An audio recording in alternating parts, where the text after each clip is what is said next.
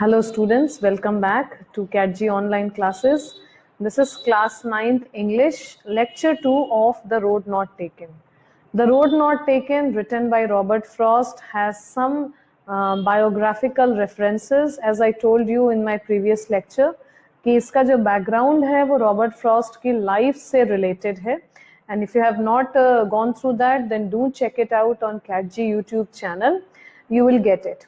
Now let's quickly start our today's analysis, followed by poetic devices and some NCERT questions. Now today's analysis starts with the same point where we left in the previous class, that is कि जो ये पूरी poem है, ये poem, ये poetry, ये universal applicability की है. हम सबके लाइफ में ऐसे सिचुएशंस आते हैं जहां हमें डिसीजंस लेने होते हैं और हमारे पास ऑप्शंस होते हैं. देखने में हमें दोनों ही ऑप्शंस करेक्ट लगते हैं and we feel lost, we feel confused, we are always in a dilemma. Dilemma word मैंने लेक्चर 1 में भी यूज किया था. So we are always in a dilemma as to what is the right way of right decision और right choice, जैसा कि इसमें traveller ने फील किया है जो एक्चुअली पोएट के को रिप्रेजेंट कर रहा है. ओके, सो इस पोएम के एंड में हम लोगों ने लास्ट में पढ़ा, पोएम का जो एंडिंग था, that the poet says that ages and ages hence he would be telling to his future generations that once he was going through a forest and two roads diverged in front of him, and what did he do? He chose the less traveled by and that made all the difference. At first go सुनने में ये लग रहा है कि ये तो मतलब बढ़िया ही डिसीजन है, मतलब ये डेफिनेटली सक्सेस को ही डिनोट कर रहा है. At first go if you just give a glance you will feel कि ये तो सक्सेस की बात ही कर रहा है, but that is not what the poet wants you to interpret from his poem. The poet wants that you understand the dilemma, the complications associated with decision making as a process. जब decision making चलती है दिमाग में, जब हमें decision लेना होता है, तो जो मल्टीपल थॉट्स का ताना बाना होता है उसको समझना है इस पोएम में, ना कि उसके नतीजे को. पूरे पोएट्री में कहीं पे भी पोएट ने ये नहीं कहा है कि उनका ये डिसीजन अच्छा हुआ या बुरा हुआ. Even in the end he leaves it open ended, saying that has made all the difference. उन्होंने ये नहीं कहा है कि that may brought me success in my life. Okay, यानी कि जो इन्होंने ये डिसीजन लिया कि जो लेस ट्रैवल्ड बाय रोड है, जो अनकन्वेंशनल पाथ है, जो ज्यादातर लोग नहीं चूज करते हैं, वैसे रास्ते को चुना जो उन्होंने, इतना तो तय है कि इस रास्ते पर चलने के बाद जिंदगी बदल जाएगी.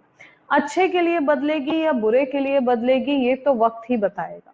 Okay, so that is what the poet wants even the readers to understand, कि he always kept wondering about the other road, what would have happened had he chosen the other road, but he never talks about the result of this entire poem, the entire decision that he took. Okay, and this is the most important point that you need to understand.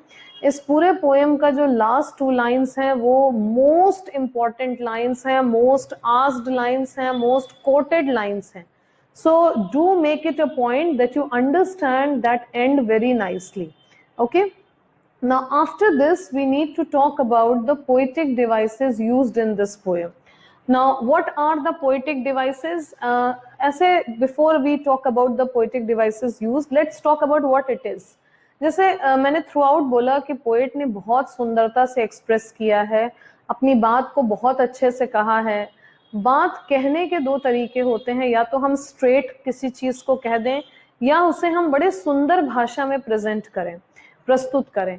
सो ये जो सुंदर भाषा जिसे बोला जाता है, जो पढ़ने में सुनने में अच्छी लगती है, that is called as figurative language.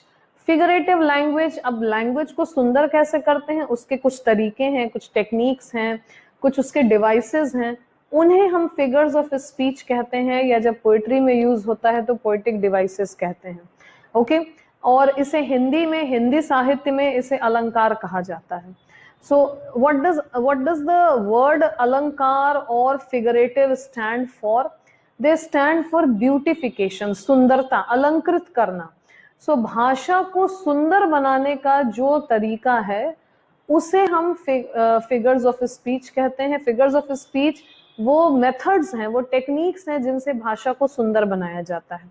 If you want to get a detailed study of figures of speech, you must check the class 11th video of English, which is completely dedicated to this figures of speech on CatG YouTube channel. And there are 2 videos, 2 lectures, and you will have a very nice and clear understanding of figures of speech, especially. Okay? यहाँ की अगर बात किया जाए, poetic devices की बात किया जाए, सो जो पोएटिक डिवाइसेस यहाँ पर यूज किए गए हैं, इसमें जो सबसे कॉमन डिवाइस है, you will come across this in every single poem. कोई भी पोयम हो, कुछ भी हो, उसमें ये डिवाइस जरूर दिखता है, and that is alliteration. Alliteration क्या होता है? ये एक साउंड टेक्निक है, साउंड डिवाइस है। साउंड टेक्निक का मतलब होता है कि सॉरी कि साउंड टेक्निक का मतलब है कि कोई साउंड का इफेक्ट लाकर हम लाइंस में म्यूजिकल इफेक्ट लाते हैं। कुछ साउंड का प्ले करके म्यूजिकल इफेक्ट कैसे? जैसे कोई साउंड रिपीट करवाना, कोई वर्ड रिपीट करवाना, लाइंस में कुछ ऐसा हो रिपीटिशन, कोई पैटर्न हो उस रिपीटिशन का, राइमिंग वर्ड्स को इस तरह से रिपीट करा रहे हैं। All these are different sound techniques. ऐसे वर्ड्स को यूज करना जो साउंड को रिप्रेजेंट करें, ये सारे अलग अलग साउंड टेक्निक्स हैं, और इनमें सबसे कॉमन है एलिटरेशन। एलिटरेशन क्या होता है? Repeated consonant sound. ये बात याद रहे कि ये कॉन्सोनेंट साउंड की बात करता है। कहाँ पे रिपीटेड? किसी पर्टिकुलर लाइन में अगर कोई कॉन्सोनेंट साउंड बार बार रिपीट कर रहा है, बार बार आ रहा है, और ये स्ट्रेस्ड सिलेबल हो, यानी प्रोमिनेंट कॉन्सोनेंट साउंड अगर रिपीट कर रहा है, तो उसे हम एलिटरेशन कहते हैं। या फिर 2 या 2 से ज्यादा लगातार शब्द अगर सेम साउंड से स्टार्ट हो रहे हैं, तो उसे भी हम एलिटरेशन कहते हैं। राइट नाउ, इस पोयम में क्या इसका कोई एग्जाम्पल है? एक एग्जाम्पल है wanted wear. Okay, now wanted wear 2 लगातार शब्द हैं जो सेम साउंड से स्टार्ट किए हैं, व और व। एक बात इसमें एकदम याद रखने लायक है, बहुत इंपॉर्टेंट है, कि एलिटरेशन जब हम खोजते हैं कहीं पर कि यूज हुआ है कि नहीं, तो स्पेलिंग मैटर बिल्कुल नहीं करता है, साउंड मैटर करता है। यानी यहाँ पे यदि W की जगह एक W होता और एक V होता और दोनों का व साउंड ही आ रहा होता, तो भी ये एलिटरेशन ही कहलाता। Okay, so alliteration is all about sound and not about spellings. Right now, दूसरा जो यहाँ पे पोएटिक डिवाइस है, जो फिगर ऑफ स्पीच है, दैट इज मेटाफर। अगेन बहुत कॉमनली यूज्ड पोएटिक डिवाइस है ये मेटाफर। कैसे? मेटाफर क्या होता है? Implied comparison. अब जैसे इम्प्लाइड का मतलब क्या है, अब ये समझना चाहिए। जैसे ये बोर्ड है, ये व्हाइट बोर्ड है, हम अगर बोलें कि ये बोर्ड को अगर हम किसी चीज से कंपेयर करें, तो स्नो से कर सकते हैं, बर्फ से। So we can say this board is as white as snow. ठीक, बहुत simple, as white as snow. As और एज को हम यूज करके बिल्कुल क्लियरली बता रहे हैं कि ये बोर्ड स्नो के जैसा सफेद है। ये मेटाफर नहीं है, ये कंपैरिजन है। ये एक दूसरा फिगर ऑफ स्पीच है जो अभी इस पोएम में नहीं है, इसलिए हम उसको डिस्कस नहीं कर रहे हैं। लेकिन जो मेटाफर होगा उसमें एज या लाइक यूज करके नहीं बताया जाएगा। उसमें अगर हमें यही बात कहनी है कि the board as white as snow is there on the wall, अगर इसी बात को हमको मेटाफर यूज करके कहना है, तो हम कह सकते हैं there is snow spread on the wall and I love writing on that.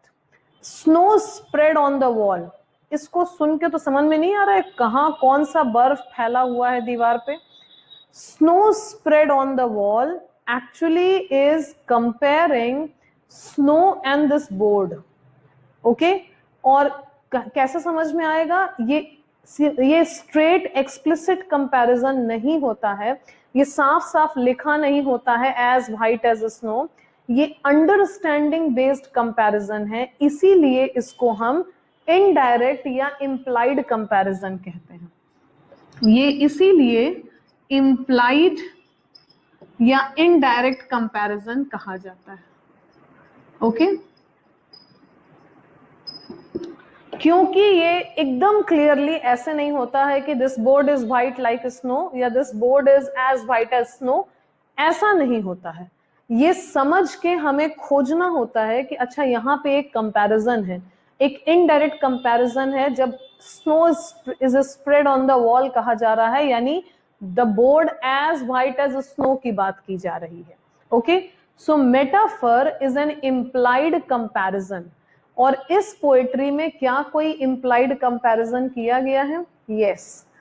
जो रोड्स हैं, जो दो रोड्स हैं जो ऐसे डाइवर्ज कर रहे हैं, दो रोड्स, ये एक्चुअली किसको रिप्रेजेंट कर रहे हैं? ये डाइवर्जेंट रोड्स पोएट के लाइफ में जो चॉइसेस अवेलेबल थे उसको रिप्रेजेंट कर रहे हैं। यानी कि यहाँ जो कंपैरिजन है वो जो फॉर्क इन द रोड है, let's talk about the fork. What is fork? Fork का मतलब है divergence. The fork in the road किसको रिप्रेजेंट कर रहा है? चॉइसेस या options available in the life of the poet. Okay उसको रिप्रेजेंट कर रहा है, यानी road is compared to the options in the life. वैसे तो देखा जाए तो ये हर एक की लाइफ पे अप्लाई करता है, हम सब की, मेरे तुम्हारे सबके लाइफ पे अप्लाई करता है कि जो रोड है जो ऐसे जा रही है, और कोई भी हमें डिसीजन लेना है तो हमारी स्थिति ऐसी ही होती है कि जो रास्ते हैं वैसे बंट जाते हैं और हमें एक रास्ता चुनना होता है। ओके तो यहाँ पे लेकिन पोएट के लाइफ से रिलेटेड है, तो जो चॉइसेस अवेलेबल थी पोएट के लाइफ में उससे ये कंपैरिजन है फॉर्क इन द रोड का। Okay so this is a metaphor. अच्छा अगर तुम ध्यान से इस पोयम को देखो, एक बार पूरा पोयम एक रीडिंग दो, यू विल रियलाइज कि थ्रू आउट द पोयम ये कंपैरिजन चल रहा है, कंटिन्यूअसली ये कंपैरिजन चलता ही चला जा रहा है। It is started with the first line की एक ट्रैवलर जो कि पोएट से कंपेयर्ड है, फिर जो फॉर्क इन द रोड है that is compared to the options available, फिर वो दोनों ऑप्शंस कैसे हैं, अमेरिका में रहना आसान था तो फर्स्ट रोड भी पोएट को जो है वो बहुत इजीली और मच यूज लग रही थी, इंग्लैंड जाना एक डिफिकल्ट ऑप्शन था, बहुत अनकन्वेंशनल था, रिस्की था, उसी तरह से पोएट को सेकंड रास्ता भी जो था, वहां पे जो सेकंड रोड थी वो ग्रासी लग रही थी, वांटेड वेयर था, उस रोड को लोगों ने यूज नहीं किया था, कभी फर्स्ट रोड कभी second road, and finally the poet makes a decision in his real life to go to England. Finally ये डिसीजन पोएट ले लेता है। इसी तरह जो ट्रैवलर है वो भी फाइनली डिसीजन ले लेता है कि उसको सेकंड रोड पे ही चल के जाना है, अब वो रिस्की हो या जो भी हो। एंड जैसे रॉबर्ट फ्रॉस्ट को पता नहीं था कि इंग्लैंड जाने के बाद लाइफ क्या टर्न लेगी, अच्छा होगा बुरा होगा, उसी तरह जो ट्रैवलर है ही इज ऑल्सो वंडरिंग कि अब क्या होने वाला है। But just like Robert Frost, just as Robert Frost was very sure that this was going to be the most momentous decision of his life, similarly the traveler was also convinced that this decision was going to make all the difference in his life. Okay, so that means कि ये जो comparison है ये पूरे poem में चलता चला जा रहा है at every single line, और ऐसा मेटाफर जो through out the poem extend कर रहा हो उसे हम बोलते हैं extended metaphor. Extended metaphor.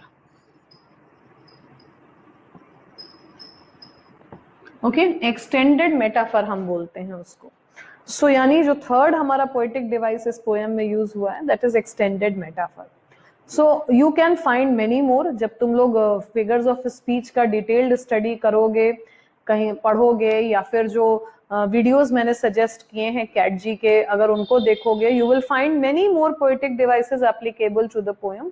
I have only taken up the simplest and the most common ones. Okay जो सबसे कॉमन है वही वाले लिए हैं। You may be able to find more, that is up to you, and it will be very good if you learn to analyze a poem like this. ये भी poem के critical analysis का ही part होता है. Now let's quickly move on to the NCERT questions and see what do they talk about. और जैसा कि मैंने starting में ही suggest किया था that you should keep a mobile phone with you where you can one more mobile phone actually where you can open the PDF. PDF कहाँ से मिलेगा? इस वीडियो के description box में है वो PDF and you can open that. Now see, page number है 16 है इस PDF का, and you will see. First question is, where does the traveler find himself? He was in the forest in autumn season. What problem does he face? There is a road in front of him which has diverged and he really does not know which path to take. Okay. Discuss what these phrases mean to you. A yellow wood, yellow matlab autumn season, wood yani forest. It was grassy and wanted where? Grassy का मतलब है कि घास, it was full of grasses, and wanted where matlab it was less used. So the second road was full of grasses and it was less used. The passing there, that means people who passed by that road. Leaves no step had trodden black, that means nobody had walked on those leaves. Which leaves? Since it was autumn season, the leaves had fallen on the road, and on that particular morning nobody had walked on those leaves and crushed them black. How way leads on to way, that means how one way leads to another. कैसे एक रास्ते से दूसरा रास्ता निकलता जाता है और हम लाइफ में आगे ही बढ़ते चले जाते हैं. How does that happen? Okay. Is there any difference between the two roads as the poet describes them? First is in stanzas 2 and 3, and the second is in the last two lines of the poem. In stanzas 2 and 3, if you see, he seems in confusion. He is confused. Let's see. He says in stanza 2 that they looked just as fair, both the roads. Then he says the second one had a better claim because it was grassy and wanted wear. Then he says, though as for them, those who had passed there had warned them really about the same. मतलब जो लोग वहां से गए थे वो लगभग लग रहा था कि बराबर ही यूज किया है उन लोगों ने. फिर and both that morning equally ले, मतलब दोनों एक ही कंडीशन में लग रहे थे, यानी कंफ्यूजन. कभी उसको सेकंड वाली बेहतर लग रही है because it was grassy and wanted wear, कभी उसको लग रहा है कि दोनों सेम है, कभी लग रहा है कि दोनों पे बराबर चल के गए हैं, फिर लग रहा है उसको कि नहीं, जो पत्ते गिरे हैं उस दिन सुबह उस पे कोई नहीं चल के गया है. दोनों रोड्स के पत्ते जो हैं वो अनक्रश्ड हैं, they are not soiled, they are not crushed by anybody walking on them.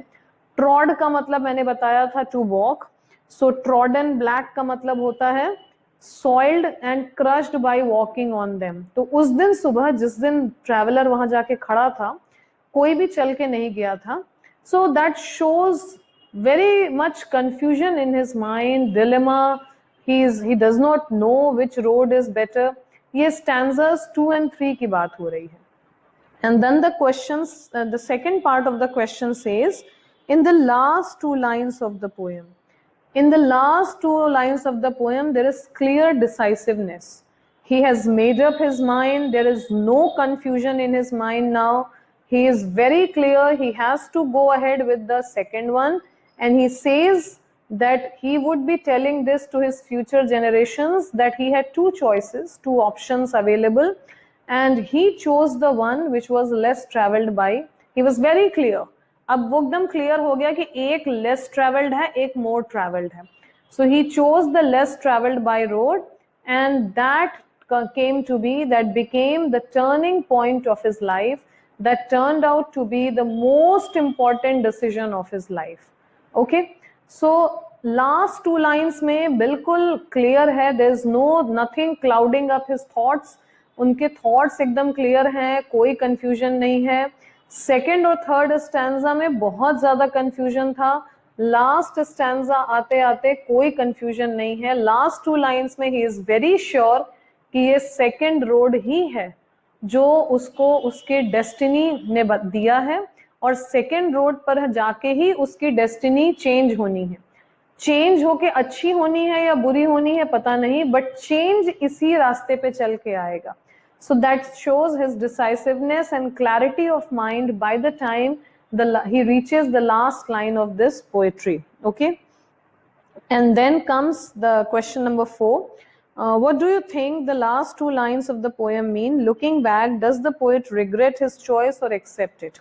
So last two lines of the poem, what do they mean? We have already talked about it, that the poet knows this is going to be the turning point. He has taken the risk, he has chosen the less traveled path, and now his life is going to change, and only time would tell whether it would be in his favor or against him. Okay, so these are the last two lines. And looking back, does the poet accept it or reject it? Well, it seems the poet has accepted it, because the poet is saying कि अब जो भी होगा, this is my choice. So that means he has accepted it, he has no regrets. However, he did wonder what would have happened had he chosen the first path. He is wondering, he seems to be wondering, but as far as acceptance and regret, it is very clear he has accepted his fate. He has accepted कि अब जो किस्मत दिखाएगी सब ठीक है, but मैं इस सेकंड वाले रास्ते के साथ ही जाऊंगा. Okay, so this is the end of the question answer discussion of this particular poetry. Now, one last thing before I finally wind up this discussion on this poetry and the lecture 2 along with it. One final point. इतना कुछ हम लोगों ने discuss कर लिया इस poetry में. Did we talk about the title of the poem? इसका टाइटल बहुत इंटरेस्टिंग है. ये सिर्फ just because some title had to be given इसलिए टाइटल नहीं डाला गया है. There is a reason why this title has been given, and let's see if you can guess that reason. Let's write the title here clearly. The road not taken. अगर मैं पूछूं तुमसे कि ये नाम क्यों रखा पोएट ने इस पोएम का, तो तुम्हारा इंस्टेंट आंसर होगा प्रोबेबली, ज्यादातर लोगों का, हो सकता है कुछ लोगों का दूसरा आंसर भी हो, बट तुम्हारा इन जनरल ज्यादातर बच्चों का आंसर होगा कि रोड नॉट टेकन इसलिए नाम रखा गया है क्योंकि पोएट ने वो रोड चुनी जो ज्यादातर लोग नहीं चुनते हैं. इसको लिख भी लेते हैं इस बात को. The poet or the traveler, let's say the traveler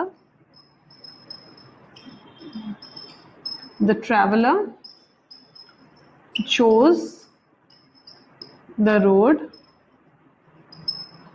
which others didn't. जो दूसरे लोगों ने नहीं चुना उस रोड को ट्रैवलर ने चुना. ये तो एक हो गया मीनिंग. क्या कोई और भी इसका मीनिंग है? Is there anything else which is there? एक बार फिर से सोचो. Stanza 1, let's once more go through the poem. एक बार फिर हम उस पोएम को देखते हैं कि इस पोएम में क्या लिखा हुआ है.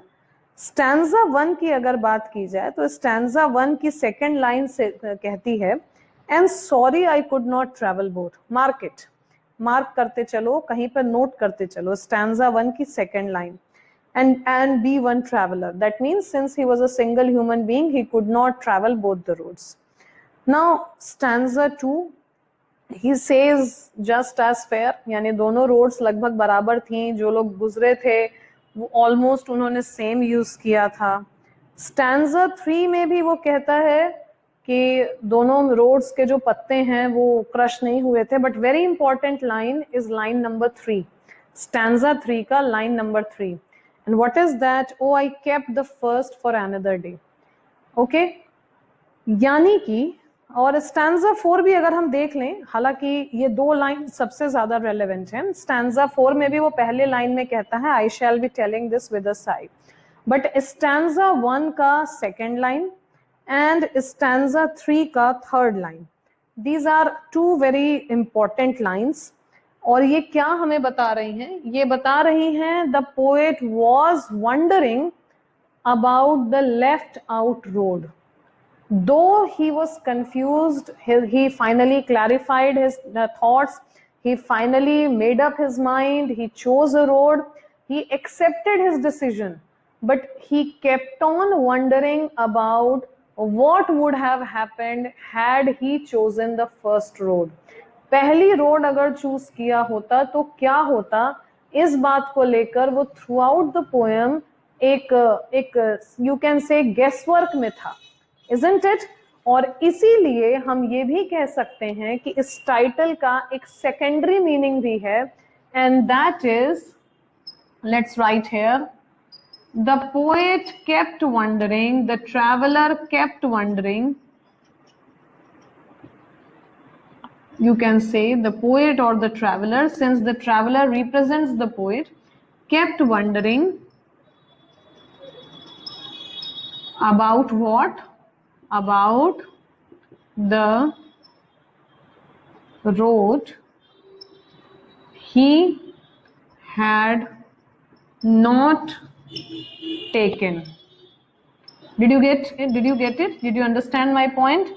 The road he had not taken, ये इसमें keyword है.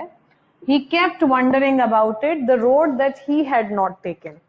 यानी इस टाइटल के दो इम्प्लीकेशंस हैं. एक कि ये पूरी पोएट्री जो है इस बात पे है कि जो ट्रैवलर है, जो पोएट है, उसने जीवन का वो रास्ता चुना जो इन जनरल दूसरे लोग नहीं चुनते हैं, which others do not choose. और दूसरा इम्प्लीकेशन है कि जो ट्रैवलर है वो हमेशा लगातार ये सोचता रहा कि क्या होता अगर मैं दूसरा वाला, अगर मैं फर्स्ट वाला पाथ चूज करता. So if you are asked to justify the title of this poem, you need to throw light on both these aspects. ये दोनों ही चीजों को डिस्कस करना जरूरी है. और ये अगेन एक बड़ा इंपॉर्टेंट एनालिटिकल क्वेश्चन है based on this. It is not there in your NCERT, but this is again a very important long answer question which you may get in any of the assessments or exams. Okay, so children, I hope you have understood this poetry, and do revise it, do go through the lectures repeatedly so that you don't miss any important point. And till we meet in the next lecture with chapter 2, all of you take care. Bye.